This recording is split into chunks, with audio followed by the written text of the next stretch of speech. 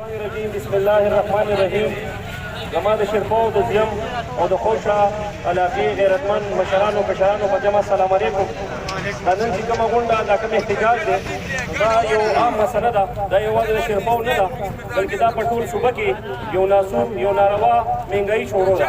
د هغې خلاف تاسو ګورئ په چوکونو کې احتجاجونه شروع دي. شرپو تنګې دارو رپورټ دي. موږ ټول یو ورونه یو او مخکې تاسو سره انشاءالله په هر مهال باندې موږ مرسته هم کړې ده، د سره ولاړ یو او بیا به هم د سره ولاړ یو. صرف یو خفګان په دې ځای کې راځي چې موږ تاسو وګورئ په دغه تېر حکومت کې زموږ چې کله افتاب خان او سکندر خان په ډسټرکټ باندې موجود وو چېرته تاسو احتجاج کړی و، تاسو بجلي چې ته کمه شوې وه، تاسو ته د یو شیز کمی راغلی و، تاسو د چا سپک کتلي وو، بالکل د تاسو چاته اوسه پورې هغه وخت کې تاسو عزت هم هر څه ستاسو.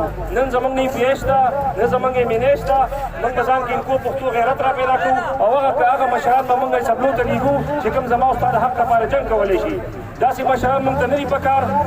دا تېر د تاسو وکتلو دا بجلي څومره غټه مسله وه، زما ایم پی ایم یو احتجاج نه دی کړی، زموږ دپاره یو پیره چاته وینا نه ده کړې.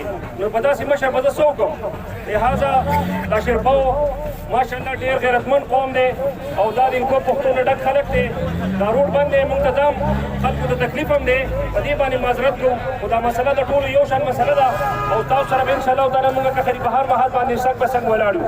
د صوبایي حکومت نه مطالبه کوو چې زر تر زر چې کوم دی دا کومې ستونزې دي دا دې حل کړی شي. د هغوی نه خو چل ورځي نو کېدای شي سبا بل سبا د هغوی حکومت ختم شي. انشاءالله نوې سیټه به جوړ شي. دا روان ځل بیا به الکشن دا خلک به بیا راوځي او تاسو ته به موږ له اوټ راکوي. زما عزتمندو دا اوټ چې کوم دی دا ډېر قیمتي څیز دی.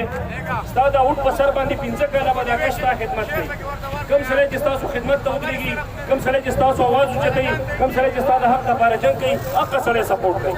هغه زموږ مشر خان افتاب خان او سکندر خان ستاسو د وړاندې دي چې هغوی کله په اقتدار کې وو چې چېرته به د پیډر مسله راغله په میاشتو کې به پیډر لګېدلی و. زموږ دا د پیډرو مسلې دي، ستاسو دا پیډر ورلوډ دی. څه چلو کې هغه علاقه ټکټ کې و هغه ځای ټکټ کې دا د کټکولو خبره نه ده. راشه بل پیډر منظور کړه او دلته دې خلکو ته ولګوه چې دا مسله حل شي. نو دا زموږ مشران چې به کله دلته وو او ستاسو شان سپین ږیري به راغلی نو هغه ساعت باندې به هغه ټولې مسلې حل وي. دا زموږ ایم پی ای او دا ایم ان ای دا خو په چترۍ باندې راکوز شوي دي، یو ځل به بیا راوځي. وګورئ عزتمندو هوښیار شئ او د دې خپل علاقې او د دې خپلې سیمې دپاره به داسې کسان متحد کوو چې موږ سره انشاءالله شپه ورځ کښې هغه په موقع باندې ولاړ وي. د دې ملګرو د وړو مطالبه کړې وه، هغه لیست ما سره شته دی. تاسو وګورئ که په دې کې تاسو ته اعتراض وي کومه که زه لازم یم نو ما سره د هر یو کلي حق دی، ما سره د هر یو کس حق دی.